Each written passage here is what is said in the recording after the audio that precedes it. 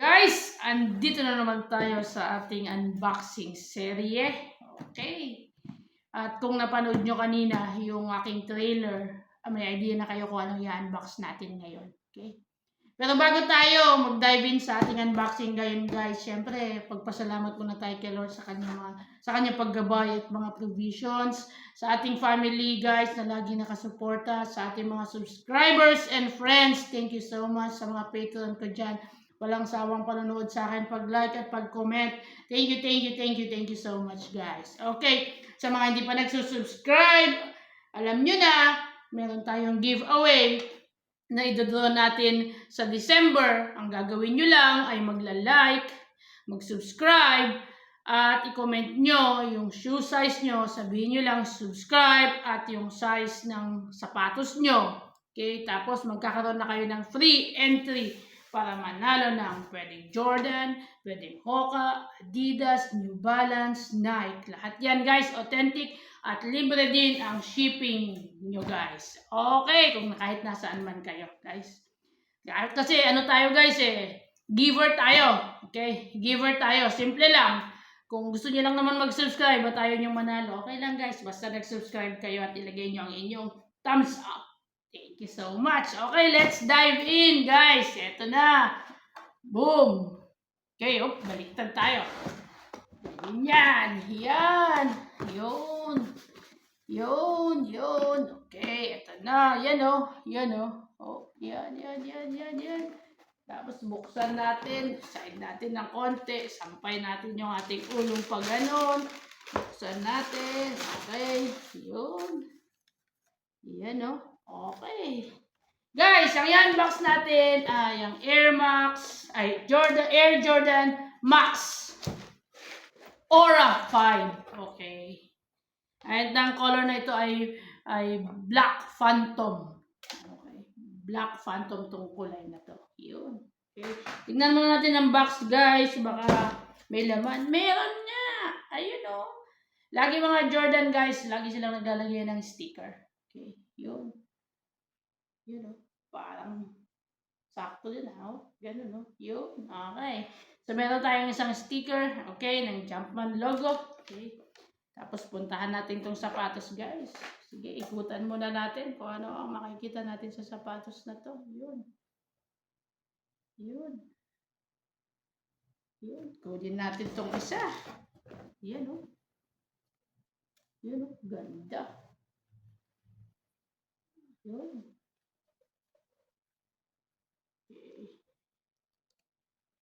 Natin tapos yun. Yan, no? Bagay na bagay sa akin yata ito. Yun. Okay. Guys, itong sapatos na to, inspired ito ng Jordan 3. Okay. Halos kapareho, guys. Meron akong Jordan 3 dati. Ang kulay niya is medyo green tsaka white. Kaso, nagato siya. Hindi kasi nagagamit sa dami ng sapatos ko, guys. After siguro 7 to 8 years, nagbakbak na dito yung kanyang rubber. At saka yung kanyang foam. So, hopefully dito, guys, hindi magbabakbak kasi pang jaja forms na natin sa susunod na araw to, guys. Yun. Yun. Yun, o. Jordan. Okay, bakit Air Max to? Air Jordan Max. Kasi, of course, nakalagay na naman yun. Yung Max niya, the Max design. Yung inyong pressurized gas for your cushioning sa paa nyo. Okay. Tingnan natin ang ilalim. Okay. Rubber, guys. Tapos, syempre, yung mga designs na ganyan is for traction. Okay? Para kahit naglalakad kayo sa medyo maputik or medyo basa, yan, ang additional traction nyo nalalapat sa sahig. Okay? Yun. Tanggalin natin yung papel na yun. Isa yung papel dito. Sigurado tayo dyan. Okay, yun. Yan. Outer sole niya, guys. Okay, guys, is rubber. Midsole niya, merong extension dito ng rubber, pero dito na ay ano na siya, EVA foam na. Okay. Tapos dito may additional support sa heel notch niya, guys. So, yun o. Lagi parang ganito talaga yung Air Jordan 3. Merong additional support dito eh. Tapos dito din. So, baka sasabi ko ito ay mid ang size nito. Okay. Low, mid, tapos high.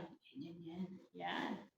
Tapos, tingnan natin ang kanyang bump, ang material sa taas, hanggang sa quarter niya guys, ay leather. Tapos, para siyang may slit or may folding dito. Yun, nakita nyo ba? Yan o. Folded siya dito sa taas. Okay. Yun. Tapos, leather siya. Okay. Tapos, single stitch lang siya guys, dito sa labas. Okay. Maganda naman kanyang pagkakadikit. Ang mahirap dito na ginawa, yung pag-fold dito. Kasi tatahin mo pa sa ilalim tsaka sa loob to. Okay. Tapos, tingnan natin ang kanyang laces. Okay. Rope style to guys, yung pabilog. Kaya rope style ang tawag doon. Tapos, kung makikita nyo, meron pang additional design. No? May 3 butas. Okay. Ito para maging breathability. At kung gusto nyo rin, tapos syempre may butas-butas din dito para may para maging breathable yung kanyang yung sapatos. At the same time guys, pwede nyo rin ilagay yung laces nyo dito kung gusto nyo. Pwede na ipapasok. So pwede siya kayong mag-design kung anong gusto nyo dito guys. You know. Yan o. Kung ako siguro, baka lalagyan ko ito ng yung mga nilalagay sa Crocs. Baka kumasya. Okay. Pero baka lang naman. Okay. So, ang kanyang lacing ay rope style guys. Tapos, yung kanyang tongue, hindi siya gusseted guys. Hanggang dito lang ang tahi niya, diretso. Okay, tataas nyo pa gano'n. Okay. Tapos, ang tongue niya guys, may foam sa loob. Yun. Malambot. Okay. So, yan ang support nyo. Tapos dito, meron din kayong support dito sa bandang taas dito kasi magiging ganyan yan eh. Pag nilagay nyo. Tapos may additional pa siyang mga eyelets doon. Okay. Tapos syempre makikita nyo yung Jumpman logo. Yun. Yan. Tapos nandito yung isang maliit. Wala tayong nakikitang other logo kundi yung Jumpman lang. Walang Airwings ito. Okay. Tapos, ano pa? So, kailan to nirelease guys? Nirelease ito 2023 June. So, na-acquire natin this year. So, naka-1 taong mahigit na. Ayan. Okay.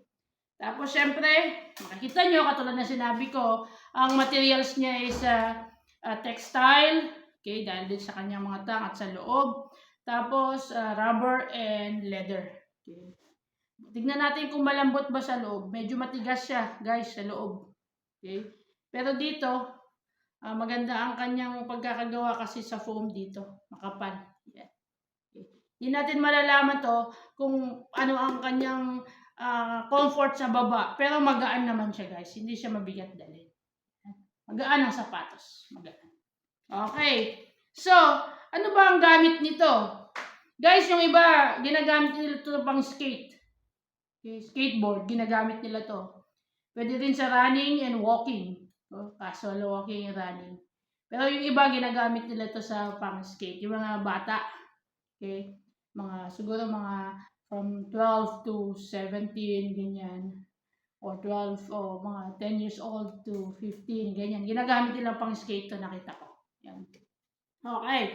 So guys, ang tanong, okay, ito na naman tayo sa mahiwagang tanong. Magkano ba na-score ni Eric Donas itong sapatos na to? Okay. Magkano kaya itong sapatos na to? Yan. Side natin para makita natin. Guys, nakuha ko to on sale. Ang market price nito siguro nasa mga $350. Okay. $100 and above to. Okay. Kung nakasale man ito, babagsak siya ng mga $80. Pero guys, nakuha ko lang ito, 207. Okay. Guys, kasi ang style ko kasi, though I'm an adult, ang size kasi ng paa ko guys, pumapasok sa youth, yung mga big na youth. Okay. So, mas mura kasi yun. Okay. So, kaya lagi nyong tatandaan, ano ba ang CM nyo? Doon kayo lagi magbabase. Discuss ko na maraming beses. Okay. Tignan nyo kung anong size nyo into centimeters. Yun ang lagi importante. Kaya kung sino man sa susunod ang mananalo sa ating raffle, tatanungin ko ano sa centimeters yung sapatos mo. Para sakto na magkakasya sa kanya talaga yung sapatos na mapapanalunan niya. Yun. So guys, ito nakuha ko lang to, 207 ha. 207 lang to guys. Okay? Diba? Napakagandang deal. Ito na yata ang pinakamurang sapatos na na-acquire ko guys. Ito na talaga, wala na akong ibang na-acquire na sapatos na nasa 200. Okay? Ito na. Sa Jordan ha, sa Jordan. Okay?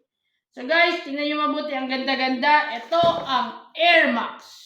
Air Jordan Max. Bakit ba ako Air Max ng Air Max? Palibasa, ang dami kong Air Max na in-unboxan. Ito ang Air Jordan Max Aura 5 Black Phantom, ni-release 2023. Na-acquire ko lang siya guys, about 207 dirhams. Ika-calculate ko siya into Philippine peso and US dollars dito sa page. Ito, pagka napanood nyo, makikita nyo na yung mga values nila. Guys, okay? So guys, comment nyo kung maganda ba itong sapatos na to. Okay, at kung may mga suggestion kayo sa akin kung paano ko ba may improve ang presentation guys ng mga sapatos na in-unbox natin, let me know. Okay? So hanggang dito na lang muna guys. Ito, pinipresent ko sa inyo ang Air Jordan Max Aura 5 Black Phantom. Okay? So sa mga subscribers ko sa Pinas, magandang hapon sa inyo. Sa mga subscribers ko dito sa United Arab Emirates, magandang tanghali. At sa mga nasa Amerika, magandang gabi sa inyong lahat. Thank you so much guys. Hanggang sa muli. Bye-bye!